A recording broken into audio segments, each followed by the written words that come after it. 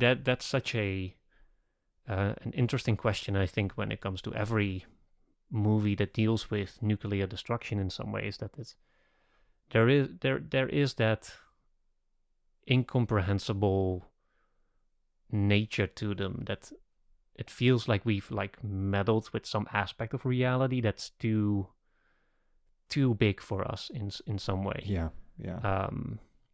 Which I guess brings me back to that point that maybe it's good that we have someone, one of our own, like not a computer, not a protocol, to some agent that has that kind of humility in the back of his mind, or that humbleness, and in the face of this like grandiose thing that in many ways like overpowers us. Welcome to Cinema of Meaning, the podcast that seeks to explore the depths of what cinema has to offer. My name is Tom, you may know me as the creator of Like Stories of Old, and I'm joined by my fellow video essayist Thomas Flight to welcome you to a special series titled Cinema of Nuclear Dread. Thomas, we came up with this in honor of the upcoming release of Christopher Nolan's Oppenheimer, which is going to deal with the development and the implications of the atomic bomb in a very direct and explicit way. So in the anticipation of that, what did you want to touch on, or how did this series, how did we come up with this? I think it's interesting that Oppenheimer is coming out this year, because I've been thinking again just recently about kind of the Cold War, nuclear annihilation, and movies that deal with that, because we're in a time where a lot of people are talking about other kind of new existential threats, whether it's climate change or, the hot big topic right now is AI. And so, in light of those things, I think it's kind of interesting to look back on past discussions that have dealt with, an existential threat that is kind of our own making.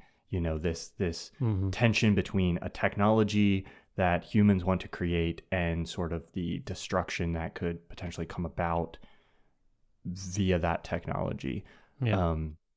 So, before we even talked about doing this series leading up to Oppenheimer, I had been thinking about rewatching Dr. Strangelove. I hadn't seen it in a while. Just to kind of view it through that context of like, what was it like at that time to satirize this sort of one of the fears of the culture at that time, and how might that relate to how we would approach sort of thinking about or satirizing, the kind of threats and dread that we currently have. Which the irony being, it's not like this specific dread ever necessarily completely went away. I mean, it's definitely toned way down. It's not at this height that it ever was, but I was going to say it's actually been revitalized a little bit here in Europe with the new conflict between Ukraine and Russia, which I think for a lot of Europeans who have been living in this state of, Europe is at peace now and has been since World War II. Like, this is now the default state. This is kind of like we've reached an end of history moment here, and now it seems like, even though the conflict between Russia and Ukraine is so far at least still contained within those parties, it still feels like that sense, like that security has been breached a little bit now that there's actual fighting going on the mainland of Europe, and now that it's also sinking in that this isn't some like small or like short-lived conflict, but is going to drag out possibly over years, maybe longer. And especially just recently there was new news about like this big dam that was breached, like causing like this almost Chernobyl type environmental hazard. So it seems like it's not unthinkable that this is going to heat up to more desperate measures from anyone who's involved at this point. There's a lot of big political powers, the United States, China, that are also in some way involved or can in some way become even more involved, and then it's only a matter of time before, like, I think a lot, or at least some of those old Cold War questions that we thought were like gone and buried are um, becoming as relevant as ever again. And in that sense, for me at least, I was also interested in revisiting that cinema to kind of see that dread and the experience of that kind of fear, um, how that was being dealt with at the time, how it took on like this cultural form, and in cinema, how it was given like these metaphors or satirized or had these more direct depictions of what could happen. So yeah, for me in that sense, it's also been Yeah. an interesting way to revisit all those older, like at least what to me were like movies that only dealt with a specific sentiment from a past time, and that's so much one that was relevant to me in the here and now. Like you said, I always used to kind of translate those movies and those themes into more relevant, quote unquote, Right. existential threats, as you mentioned, climate change. And we'll get into that, I think, a little bit more in the next episode, where we talk about the giant monsters that have come out of the dread for the atomic bomb into cinema, which has a long history, talking about Godzilla, of course, which has a long history dating back to Japan, which obviously had a very tragic experience with the nuclear bomb, and how that evolved into, as Godzilla became also a mainstream, or not so much a mainstream phenomenon in the United States and in the West. It took on different like symbolical meanings as well, but still with some of those same existential undercurrents, which I think will be interesting to explore. So yeah, that's why we figured we're gonna do like not a single episode on one movie, but a series of episodes that really allows us to do like a deep dive into the cinema of nuclear dread, as we called it, ending obviously with a great or like a grand episode on Christopher Nolan's Oppenheimer. Anything else you want to add, Thomas, before we dive into today's discussion? No, I think you set it up all very well.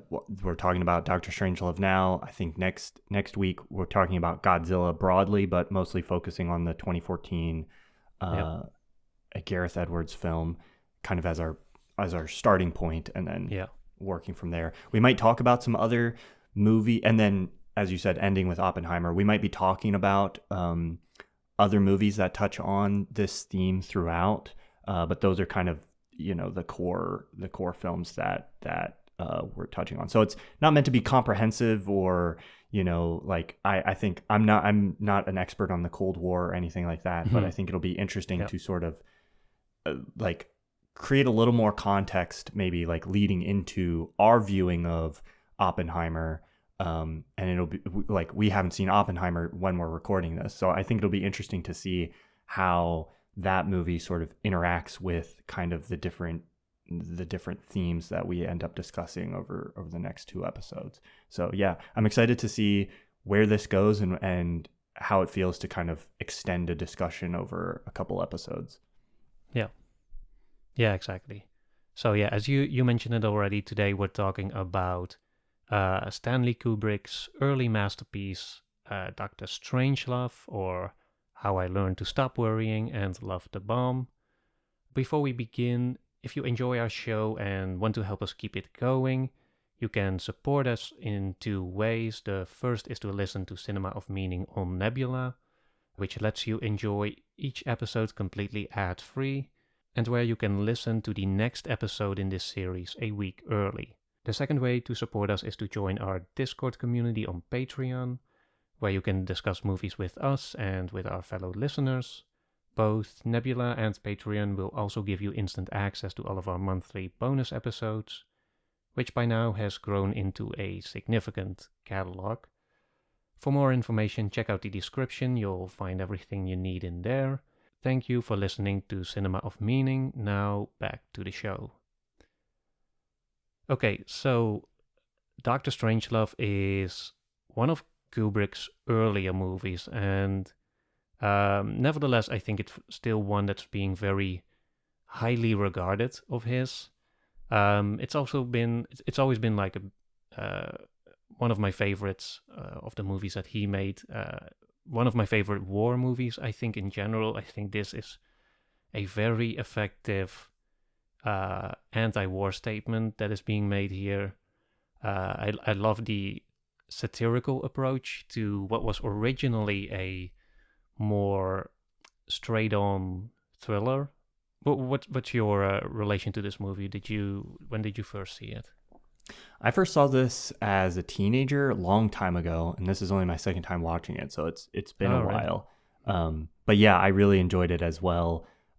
This may have been like one of the first sort of war comedies Mm-hmm. that I encountered, or satirical films about war, and yeah. So it's it's a great movie. It's hilarious. It's very over the top and goofy and ridiculous, but there's so much there that I think probably I didn't catch the first time that it still feels so relevant and timely, not just in how it relates to sort of nuclear war, but just in how it relates to sort of government bureaucracy and yeah, just the Hmm. machine of war as it Yeah. is.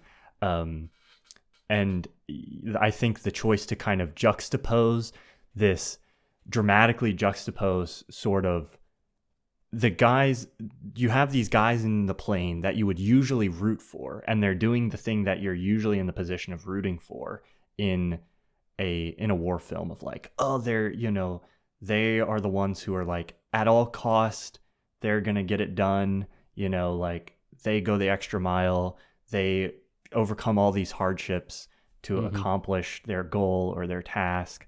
But there's this like beautiful dramatic irony of that being just sort of like bringing about the end of the world. So yeah, just the structure of the story itself is Yeah. is is a very sort of like darkly funny one. But everything else, like the writing, the performances as well, is very fun. So Yeah. yeah. Yeah. That's just a natural absurdity to how some of those government structures and military protocols are enacted, basically, because a lot of them are they do exist in some form or another. Right. The movie even has that little disclaimer at the At the beginning where it beginning, yeah. says that the Pentagon assured us that this cannot happen. But Right. if you go to the IMDb trivia, you can even you can even see that supposedly there was some alterations that were made in government protocols based on this movie. So maybe Right. it did expose some weaknesses in um, their contingency plans. But yeah, I was just going to say, it's just text at the beginning, so there's no way of knowing, but you can almost sense Kubrick's tone with that statement. There's just like a little bit of irony and like, oh, they assure us this could never happen. And it's like, mm-hmm. maybe it would never happen in exactly the way that, it's depicted in this film. Yeah. But to, I wish I could remember that there's a line in here somewhere about being assured that something is impossible, and like the thing that's happening in this movie, they thought was going to be impossible, Mm-hmm. but the nature of accidents, mistakes like this, or flaws in a system that you think is a Yeah. failsafe, And is that it happened in real life too at one point. I read up on the Cold War a little bit, but there were two distinct moments where there was a very real chance of a nuclear war. There's two individuals, both Russians, who were because of their inaction, really, they ended up being labeled like the man who saved the world. The first one was during the Cuban crisis, the Cuban Missile Crisis in the 60s. Hmm. which is closer to this movie's release.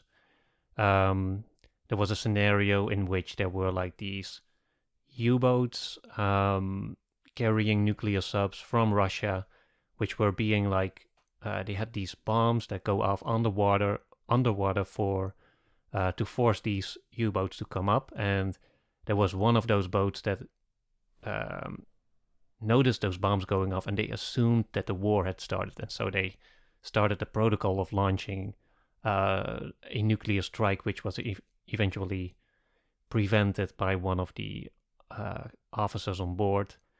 But the later one, which is I think more relevant to what also happens in Dr. Strangelove, is something that happened in the 80s, where there was also this, this kind of 1 in 10,000 or even a smaller chance, like mechanical fluke that led to one bomber or some, I forget if it was like a plane or like a boat, something, some vehicle that carried a nuclear missile or weapon, which, oh no, I think it was, I remember now. It was like this station that was supposed to monitor the signals for incoming enemies, and Right. one of them got like a glimpse of what was supposedly like maybe an incoming enemy nuclear aircraft, and so he was supposed to report that to Moscow or whatever, to which would then set in motion all the protocols to retaliate. But he thought it was a fluke. He was assured it was a fluke, and so he didn't go on to report it and thereby preventing that the whole protocol was set in motion. Right. And he also turned out to be right, and it was just like a freak accident almost that almost led to the world's Right. ruin. I'm not sure if I'm recounting the story correctly, so I'm sure the Cold uh, War experts might come out of the yeah, woodwork and correct us, but someone definitely has to fact check this. yeah. But I think I got the gist of the story right, Right. at least in the sense, in the most basic, banal sense that Yeah. there has been an almost nuclear disaster based on this very small chance mistake that was fortunately recognized by a human being who could Yeah. then take in his own way the measures to prevent further escalation. Um, I think in that whole discussion, there's such a fascinating question about the nature of deterrence and the question of, do we let questions this big be decided by humanity, or do we have to set into motion these almost like external, uh, self-imposed constructions that make decisions for us, that actually, systems that we create to deliberately take away our own agency in the event of a um, high stakes nuclear conflict. Right. But I think before we get into that, I also want to mention one different movie, which is Sidney Lumet's um, Failsafe, it is called, which came out in the same year that Dr. Strangelove was released. I'm not sure if you've seen it I haven't by seen any this one, chance. so fill me in a little bit. Yeah. Yeah, which is also a very great movie, but it's basically the same story, very roughly the same story as Dr. Strangelove, and they came out in the same year, and I think there was even some dispute about plagiarism, but they both adapted different books from what I remember, even Okay. where but those books also had like the same issue where Right. they kind of accused each other or something like that. But either way, it's very interesting that you basically have in the same year that Dr. Strangelove came out, there's this other movie that came a little bit later and therefore was also less remembered, I think, or that was a little bit overshadowed by Kubrick, who came first. But the interesting thing about that movie is that you have roughly the same premise, but it's more like a straightforward thriller. So it's not a satire; it's just a almost like not a courtroom drama, but like a it all takes place like Doctor Strangelove in like the president's chambers and in like the Pentagon, and But there, the other interesting thing about that movie is that whereas in Dr. Strangelove, the whole struggle or like the whole plot is set into motion by this crazed general who Yeah. devises this evil scheme which allows him to exploit the weaknesses in the government's protocols. But feel safe is, I was thinking feel state, but it's feel safe. There's a mistake that happens, which is distinctively a mechanical error, or like a computing error. It's not Right.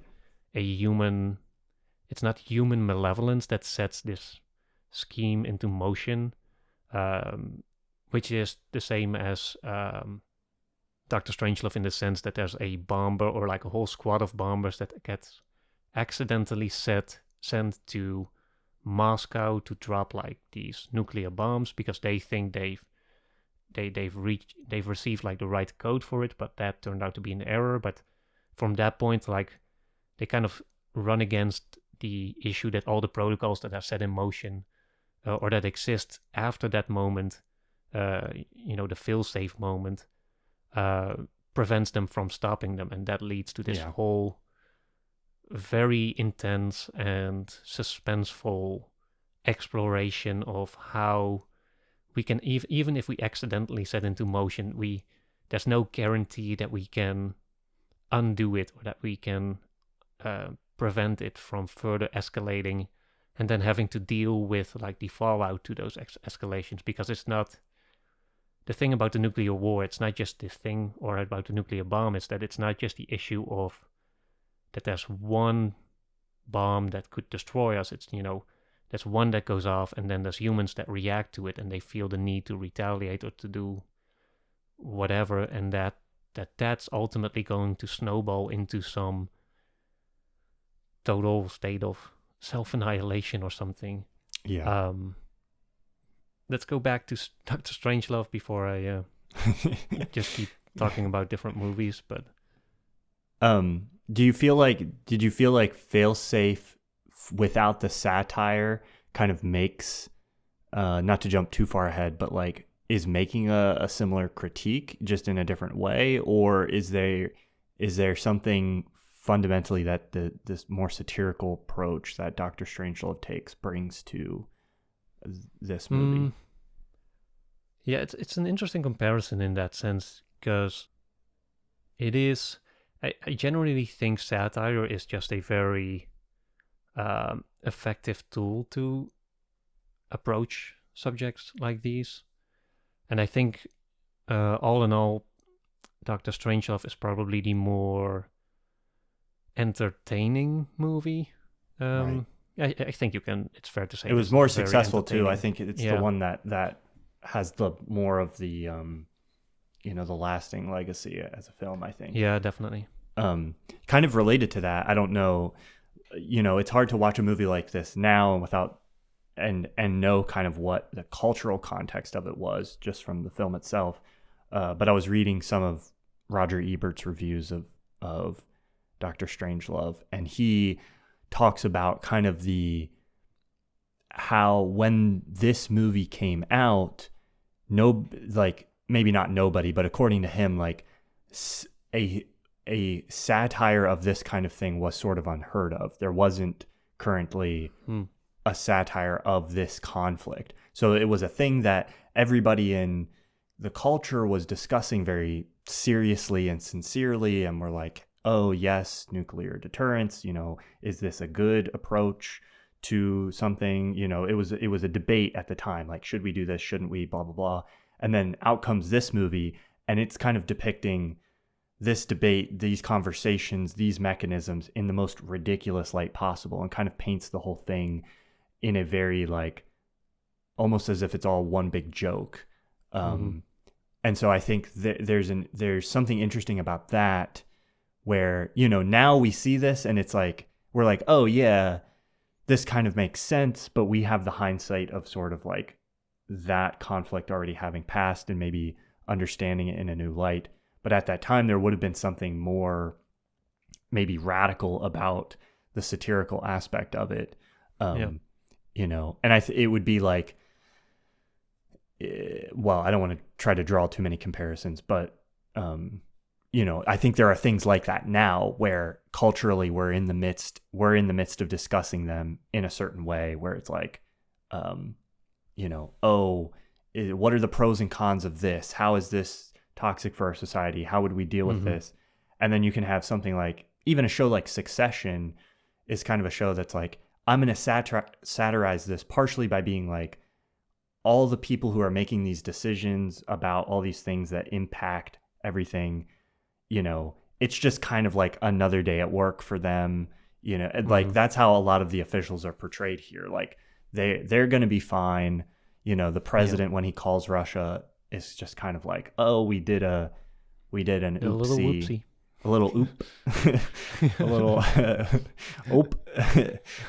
I don't know if the OPE in the code being the code, because that's like something that people in America or like the Midwest especially would say like oop, like sorry, like oh oops. If you like bumped into somebody on the street, you might be like oop. I don't know if that's an intentional reference to that, but I find it really funny because it just makes it feel like we just did a little whoopsie and now we're accidentally dropping a nuke on. It standing for purity, bodily. There's no B in there. Anyway, so I just think it's interesting to like understand this film as a satire within the context of this being a subject that wasn't maybe being like really openly satirized at the time. I think it's easier to look back on it now that for us, I think our generation has some distance between what it felt like to be alive at that point, which makes it a little bit easier to also laugh back at it in a way. I think one other factor, the only other thing I can think of what makes it slightly easier for a slightly easier target for satire is that it ultimately, the kind of scenario that is depicted in the movie did not ultimately happen. Like this isn't, the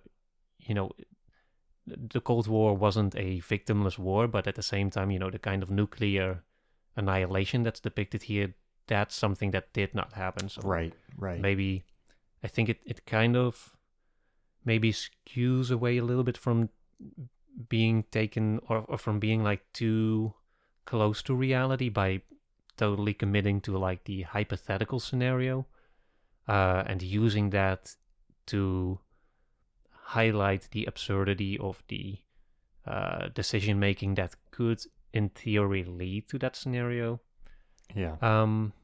And I think the other thing is it doesn't make fun, like it doesn't kick down, like it doesn't make fun of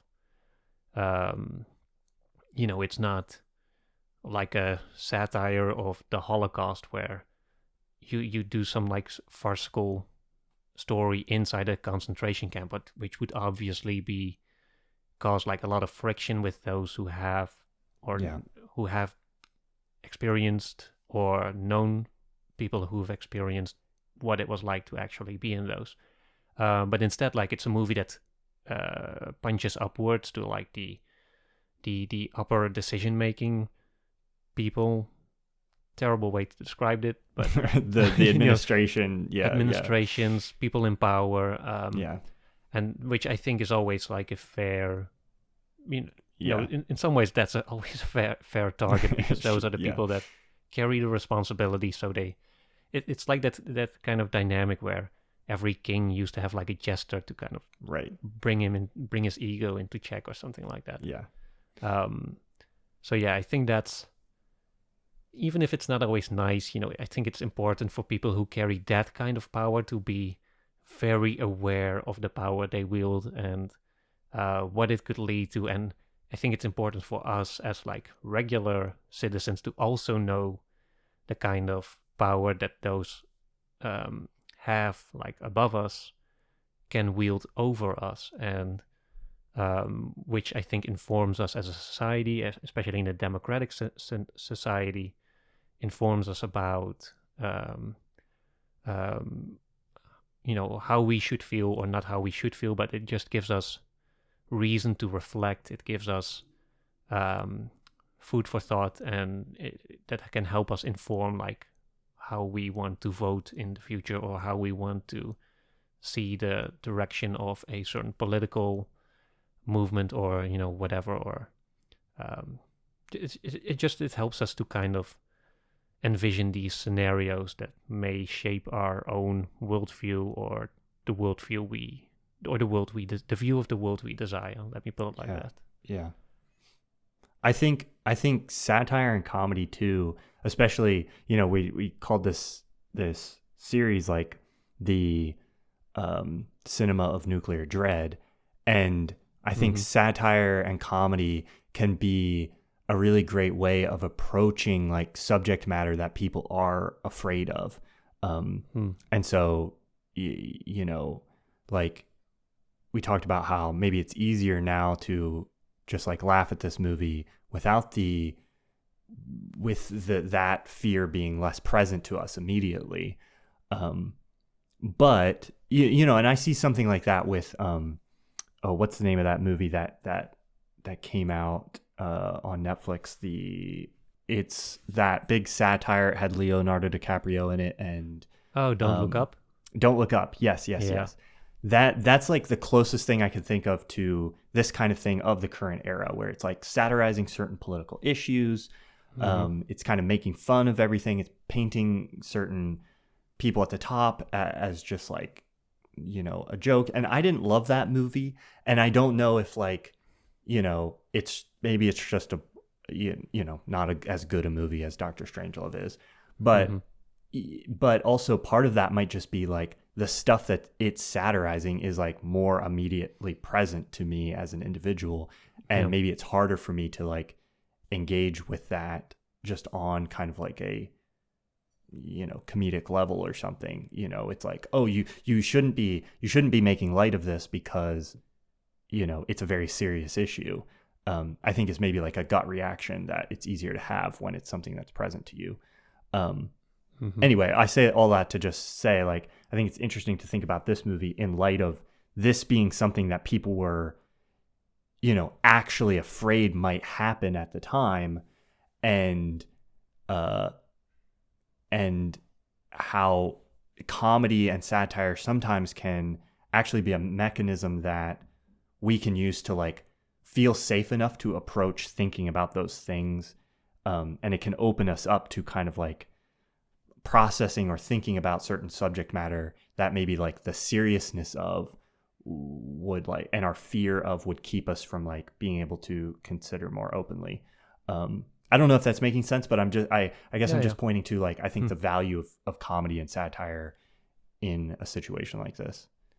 Yeah, I definitely say that Feel Safe is the more scary movie, or the more, dreadful movie in that sense, where for one, because it depicts it, as I mentioned earlier, it's not, the whole situation isn't started because of some, over the top, weird, war hungry general, but because of like this small, tiny glitch in some computer, this, computing error that leads to all of this, even when everything, or when everyone is acting out of like the best of intentions. Like when there's these extended conversations between the president of the United States and of the Soviet Union, where they try, you get the sense that they're genuinely trying to meet each other halfway and to try and make the best out of this situation. But that doesn't change the fact that like there's bombing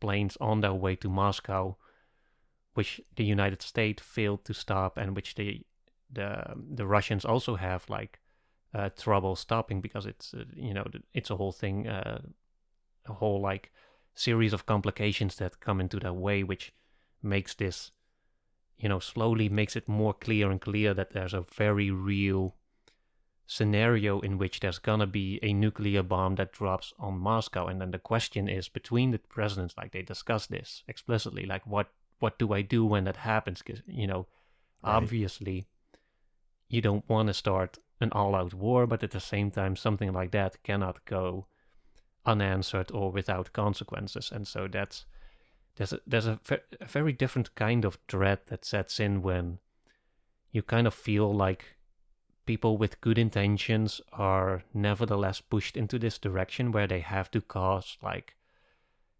very intense harm to each other and maybe even like cause the world to end in its entirety.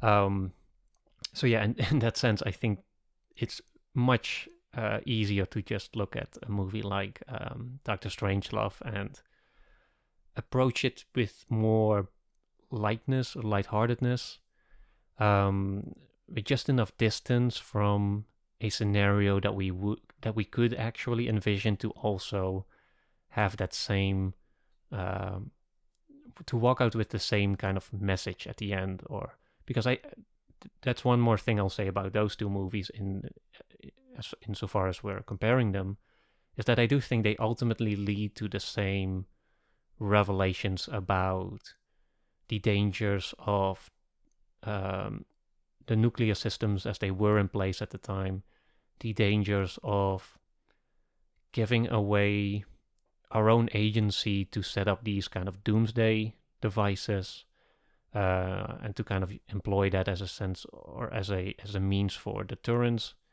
So yeah, I think at the end of the day, there's you can probably do both. You can do both, but yeah, I'm guessing the easier way to do it is just through satire, because it just makes it a little bit more accessible. But not to say that one movie is better than the other. They're just so different in their tonality that to me it makes it difficult to definitively say one's better than the other. It's probably Dr. Strangelove. One of them doesn't have George C. Scott doing flips and Peter Sellers playing three different characters, so that's something right off the bat. What did you think about that? I'm not sure if there's a story behind that, why there's one actor, a famous actor at the time, playing three different roles. I'm sure some of the big time Kubrick nerds probably know the reasoning behind that if there's a public one. I do know that Kubrick joked about him taking up so much of the budget that he would joke like, I got 3 roles for the price of 6 or something like that. I don't know anything about that specifically, but I think it works well in this case. It's pretty funny, and he's good in all three roles. So there's a couple questions I have kind of revolving around ultimately sort of what Dr. Strangelove is getting at, kind of beyond just like obviously being a kind of like, hey, this could be a problem, and what if the people in power aren't what if there are flaws there, or they are treating things less seriously than they should be, or whatever. Like deeper than that, maybe what is it getting at? And one of the things you mentioned earlier was kind of like the reliance on, or this conflict of like using machines to do something that we don't necessarily trust ourselves to do, or using machines as like a deterrent to say like, oh, like the what do they call it? The bomb that is going to end the world. The doomsday machine. Yeah. It, like, the idea behind that is, okay, we're going to make a machine that if it's triggered, we're taking it completely out of the human's hands, and then, but we're doing that so that we don't choose to do certain types of things to deter ourselves. But that's linked into kind of this like larger theme of, I think, reliance on machines. We see so many things where they have these fail safes and they're sending these codes, and then like machines are failing all throughout the movie in ways that are kind of thwarting the intentions of humans, or the system that is set up to do a certain thing is not working in the way it's supposed to, or a single bad actor is kind of able to like manipulate the situation anyway to accomplish what they want, and then um, and that's all mixed together in a weird way. So you have this crazy general who's worried about the essential bodily fluids being taken Yeah, by the Russian the communists. fluoride. Yeah, and the fluoride and all Fluoride. the Alex Jones stuff. You have this guy, and he's using the machines to his benefit to like accomplish his goal. And then you have the guys in the plane, and their machinery is like breaking down and malfunctioning in a way that's like thwarting them. But they're using like human ingenuity and grit to kind of like overcome that.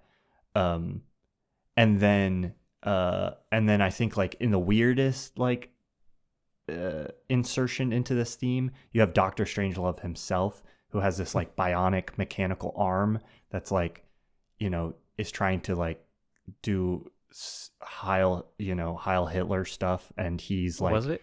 having. Was it supposed to be like a robot arm or? I read a reference somewhere that it's supposed to be mechanical.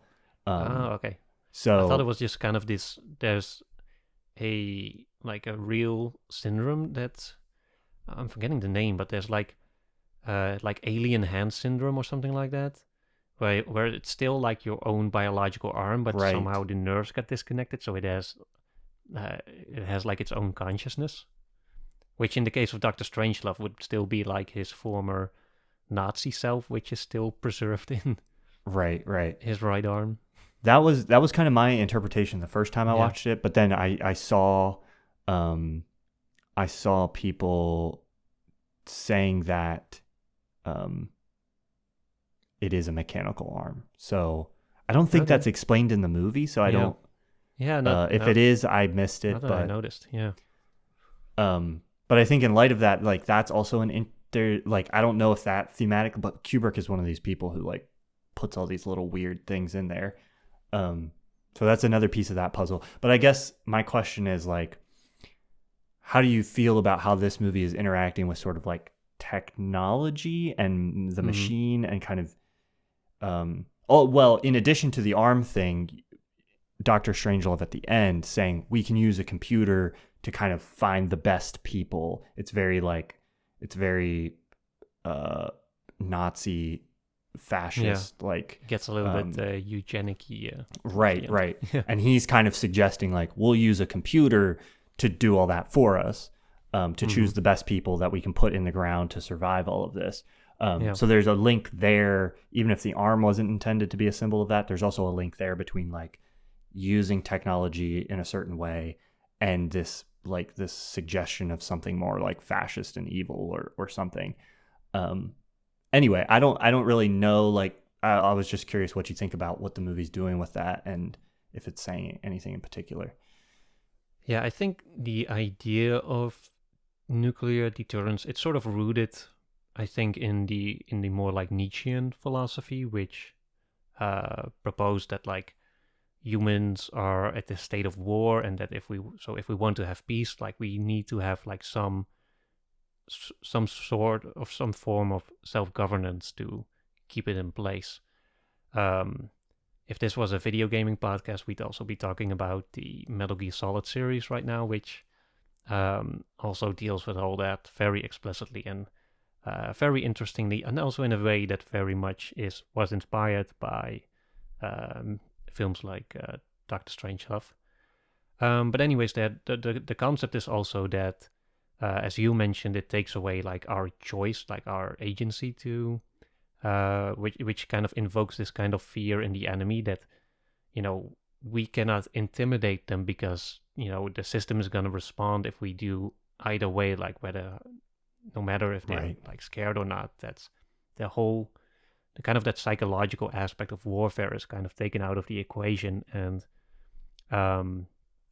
also it's kind of this assurance that even if you strike someone like let's say the United States does like this preemptive attack on the Soviet Union, then a or like a doomsday device would also it would still be triggered even if every Russian would be dead at that point. Like it could still be triggered even if you make a successful first strike. So no Yeah. matter if you win or not in your initial attack, you're going to lose anyways.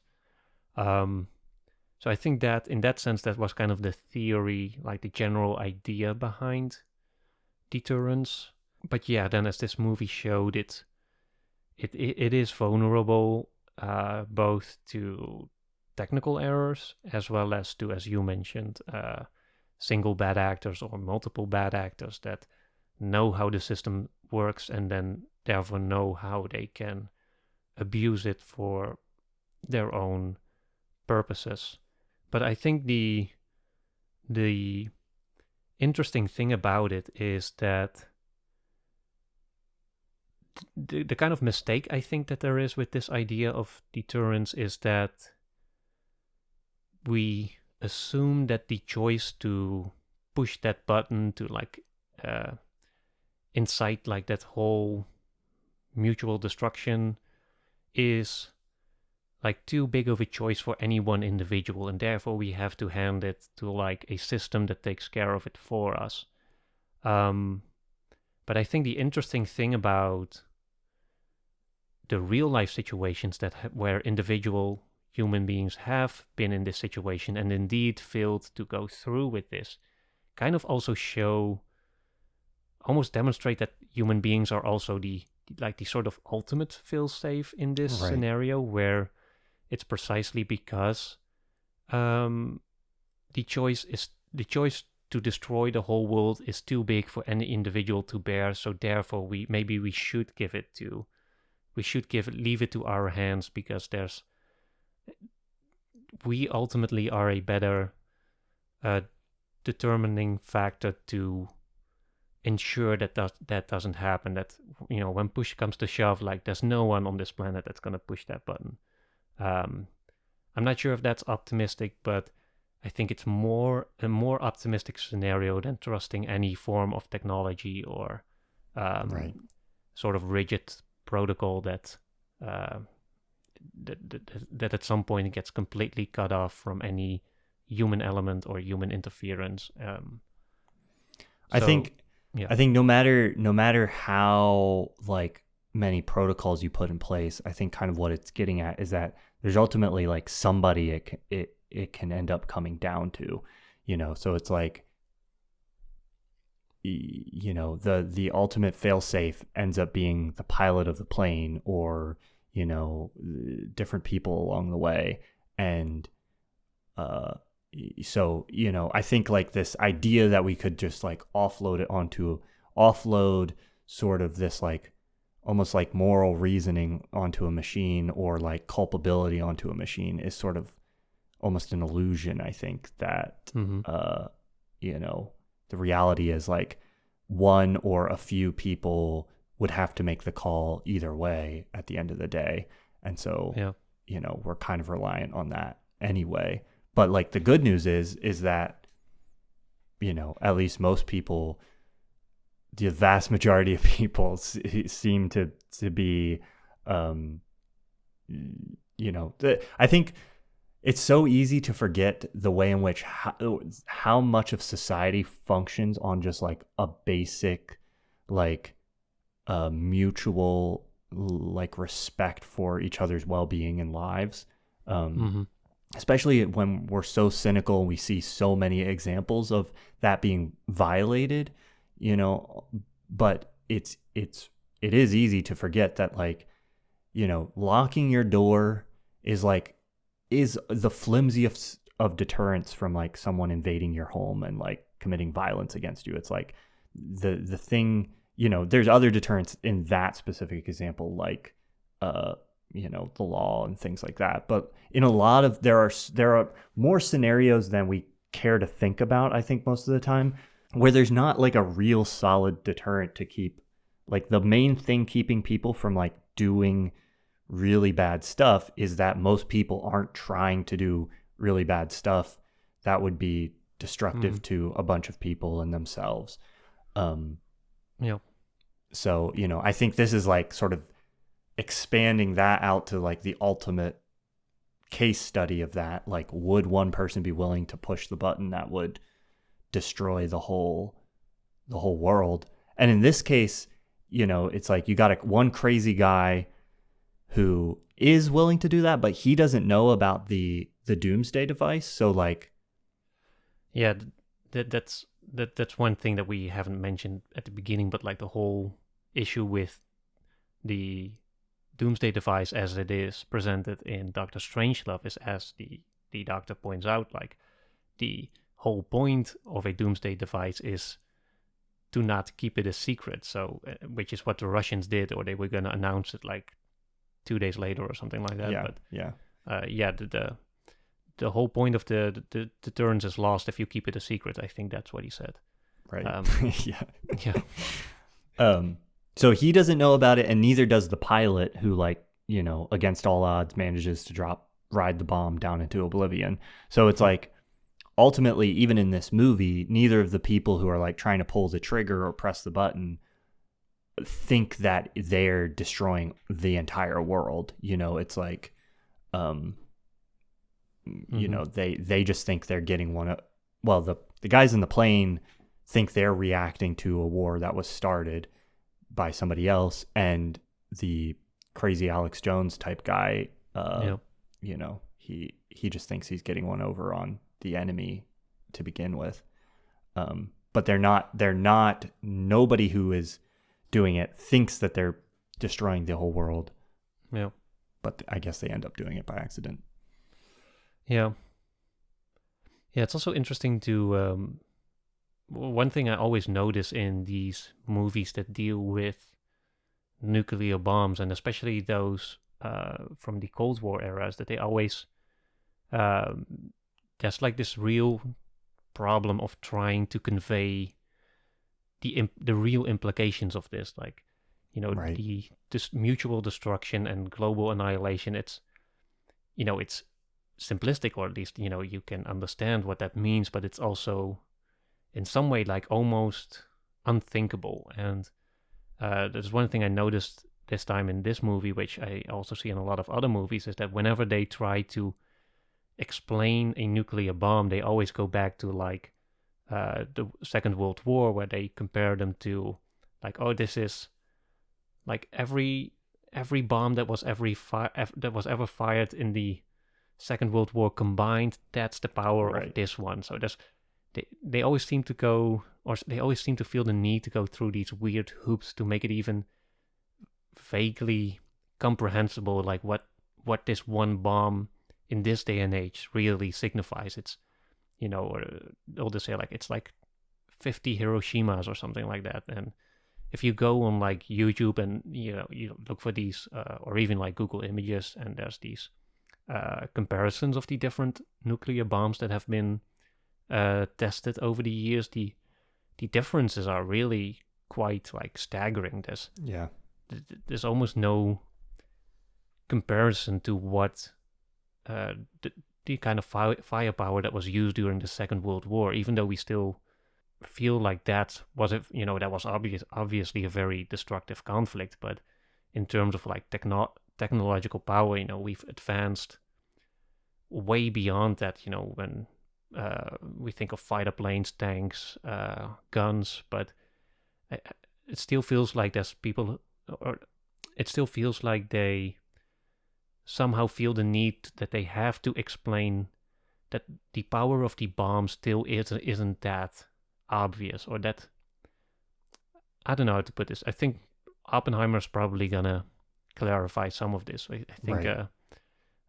because I heard Nolan, or I saw Nolan talked about the issue of having to convey like the real scale and power of a nuclear bomb in a way that conveys the reality of that to the audience. And I think that's that's such an interesting question. I think when it comes to every movie that deals with nuclear destruction in some ways, that there is that incomprehensible nature to them, that it feels like we've like meddled with some aspect of reality that's too big for us in some way. Yeah. Which I guess brings me back to that point that maybe it's good that we have someone, uh, one of our own, like not a computer, not a protocol, to some some agent that has that kind of humility in the back of his mind, or that humbleness, and in the face of this like grandiose thing that in many ways like overpowers us, um, that we have like individuals like that who also keep that kind of destruction at bay. Um, you know. Yeah, yeah. I think one other thing I want to touch on about the movie is kind of how it centers on fear and the role that fear can play in sort of like this casual approach to self-annihilation, where you know,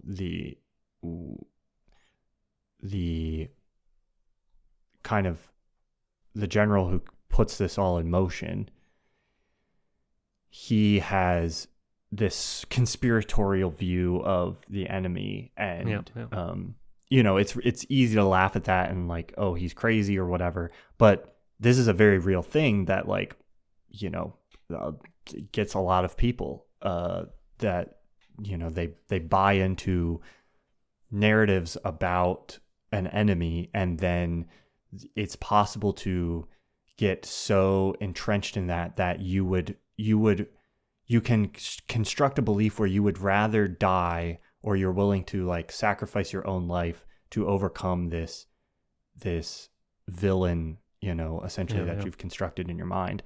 And I think that's something that was like, you know, real to a certain degree at the time. There was, I think I saw this in one of the Roger Ebert reviews, but he talks about, or I saw somebody talk about the fact that like the phrase "better dead than red" was a thing at the time, at least in, you know, in the US among some circles, and it's like they're part of what allows these kinds of scenarios to develop or set themselves up is that sort of mentality of like, I have imagined this scenario in which the communists are so evil and bad that I would rather personally die than like let them infiltrate my country. I think that's like that. There's something interesting about that, and the way in which sort of like it feels to me like Kubrick is doing a little bit of like finger pointing towards the end, where you have this you know, German scientist who is trying to he's trying to stop from calling the president of the United States Führer. You know, he can barely stop himself, and so he's conflating these two, like, you know, Nazism as this ideology that was constructed around a lot of fear, and then used that as an excuse for annihilation, and eventually sort of, you know, ultimately like self-annihilates in a way. And then also sort of like, I don't think he's drawing a one-to-one comparison, but he's wanting to at least invoke a little bit like the question of like, how different is that actually from people who are willing to just kill, you know, hundreds of millions of people or the entire world over this fear of a different person, of a different ideology or a different group or something like that. So I don't know. I think that's an undercurrent in this film that is very relevant again. Is relevant again, but is also it's also about, you know, not just machines, not just these weapons and how we interact with them, but like the things that get humanity to this point in the first place, where we feel the need to have such powerful weapons, and how a lot of that is based in like irrational that kind of idea that there's some kind of ultimate enemy to our society. Right. Which I think you're definitely right in with everything that you just said, and I also noticed just how prescient that general character really was. You know, because he's not just like a war-hungry general who wants to do like some fighting. He is really that kind of almost like modern day conspiracy theorist as we see them. Unfortunately, tend to see them now. Um, Maybe they probably always were there, but maybe they're coming more to the surface now with social media and stuff. The way he just talks about like the notion of bodily purity and his Yeah. fear of chemicals that the government puts into the water, and which to me is I saw a lot of like the anti-vax movement, not just in the corona pandemic, but also before that. This very much the same sentiment, this kind of fear for any kind of invasion of your own body for whatever Yeah. reason. And also the second thing is that at one point he talks about something along the lines of like protect the children, or this is something that's always I think in a lot of conspiracy theories, or just like the kind of characters, the more fascist-ish characters that this general represents, is that the first victim is their own children, and so Right. because that opens a lot of justifications. If it is to protect the children, that opens a door to a lot of wrongdoings that are then justified as necessary means to an end. And the other thing I was going to say is on that idea of the ultimate enemy. I think it's interesting that the presence of Dr. Strangelove also more indirectly deconstructs that by the idea that in the Second World War, the Nazis were the ultimate enemy, and even today they are still like these almost mythological figures of evil beyond just being an opponent during a conflict in the 20th century. But at the same time, as the movie shows us, when the war was over, all those scientists that used to work on Nazi bombs that killed like Allied soldiers were then hired by that same country to now make bombs to kill like other people. And so there's this. Yeah. It's ultimately, as you said, it's more about this construction of an idea of an enemy through fear, and not so much a literal people, which tend to be, as history has shown, like there's this kind of fluidity to that. There's a line in the Metal Gear Solid series that where one character says like yesterday's ally might be tomorrow's enemy, and Right. And vice versa, and that kind of holds true, I think, historically, and which should serve, I think, to kind of help us to let go of that idea that there's some intrinsic like villainous force that always is like that we're always working against someone, instead of just that we are just existing as like one humanity, in which most people, no matter what country or religion or wherever they're from, or whatever defines them, that most of those people have well intentions, or at least if they're not like actively good, they're at least not actively doing harm or wishing to do harm. But yeah, I'm not sure to what extent Dr. Strangelove really gets that specific message across. Right.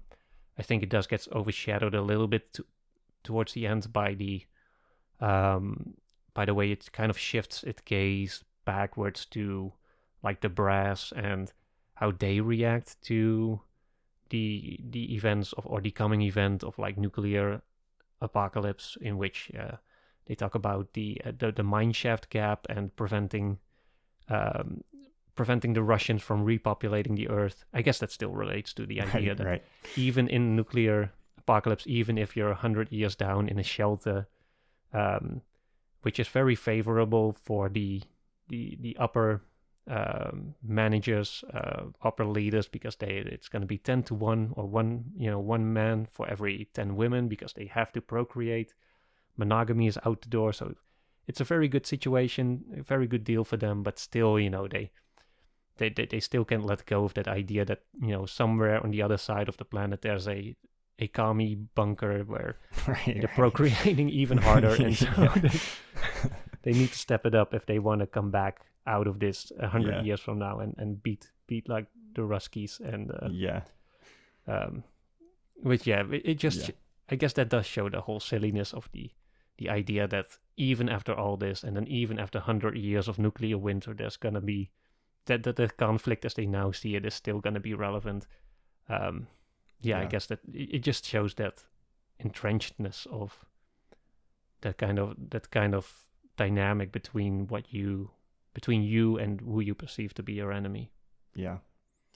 The one other thing that's interesting to me about kind of how this movie sort of like vaguely motions towards sort of like the or like the use of nuclear weapons and kind of like Nazi fascism, kind of like relating them a little bit. I think one of the interesting things about that is maybe a little bit of foreshadowing for next week's discussion, where I think one of the fascinating dynamics for me of this topic is just sort of the way in which the United States kind of like casts itself as such a good guy in World War II, in this fight against the Nazis. And there's this real construction of like, we are part of the good guys, there's this bad guy. And a lot of that just overlooks this incredible, like horrific event at the end of World War II, where, you know, the United States drops nuclear bombs on civilians, or hydrogen bombs, I guess, at the time. And sort of just the horror of that, and how easily we overlook that while, you know, in an attempt to maintain this kind of like, I don't know, it just, the connection there, I think, is an interesting one that points towards this sort of facade that we like to construct of this binary of we're the good guys and there's this ultimate evil out there, and you know, and deconstructing that a little bit. But I think there'll be lots more to discuss about that when we talk about Godzilla, the original film, and sort of how it relates to nuclear trauma in Japan, and then kind of how that maybe changed and shifted as it was imported into America, and, you know, what it represents now. If you want to listen to that episode, you can listen to it right now already on Nebula. So go check that out, nebula.tv/cinema of meaning. And then in 2 weeks, we will have, or in another week, you'll be able to listen to the Oppenheimer episode there as well. So check that out. You can find all that on our creator-owned streaming service, Nebula, which is also a great way to support the show. On there, you can also listen to our podcast ad-free. Every episode there comes out a week early, and there's a great catalog of monthly bonus episodes where you can get to listen to all of these exclusive episodes that you cannot find anywhere else. You can sign up directly at our Nebula page, that's nebula.tv/cinema of meaning, or just follow the link in the description. Alternatively, you can also support us on Patreon, where you'll find the Cinema of Meaning Discord community. We discuss movies there with fellow listeners, and we ask the occasional questions for like suggestions and that sort of stuff. The bonus episodes are also available on Patreon. Link for that in the description. Thank you for listening to Cinema of Meaning, and we'll see you next week.